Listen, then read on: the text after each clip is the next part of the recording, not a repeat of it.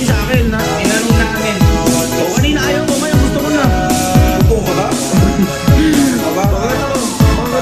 Eh, ang gagawin natin, napakadimot mo. Lumalaki ka madimot. Isa na nga lang. Ibibidyo ko ba para makita mo kung sila kakating ko.